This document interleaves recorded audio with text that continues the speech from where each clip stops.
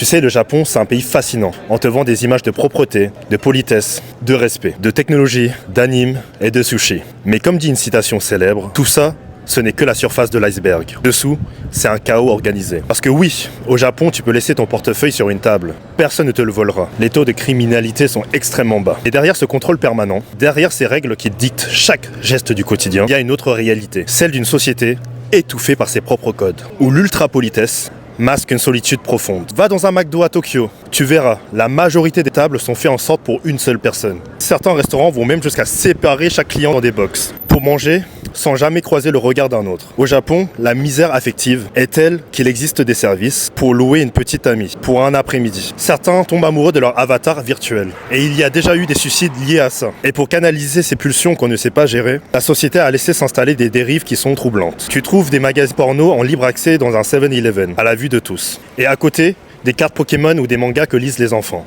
Il m'est même arrivé de voir des hommes âgés sur leur téléphone en train de regarder du porno dans du parc. Ça choque, mais on préfère ignorer. Parce que quand tu t'imposes trop de règles, quand tu enfermes les émotions, derrière des masques sociaux, ça finit par exploser ailleurs. Dans la solitude extrême, dans la dépression ou dans les dérives sexuelles inquiétantes. Mais ça, ce n'est que le Japon d'aujourd'hui. Si on regarde derrière, dans l'histoire, il y a encore plus lourd. Le Japon, ce n'est pas simplement des temples et des mangas. C'est aussi un empire qui a colonisé ses voisins, qui a commis des crimes de guerre effroyables, et qui encore aujourd'hui a du mal à les reconnaître. En Corée, pendant l'occupation, on transformait des maisons entières en lieux de prostitution, forcées pour ce qu'on appelle les femmes de réconfort. Ces femmes coréennes, chinoises, philippines étaient arrachées à leur vie pour servir d'esclaves sexuels à l'armée japonaise. On les considérait comme des objets, pas comme des êtres humains. Et ce n'est pas tout. Le Japon a aussi mené des expériences médicales sur des prisonniers, des tests chimiques et bactériologiques sur des civils, comme à l'unité 731. Des horreurs comparables à ce qu'a fait l'Allemagne nazie, mais dont on parle beaucoup moins. Encore aujourd'hui, ces pages noires sont minimisées dans les manuels scolaires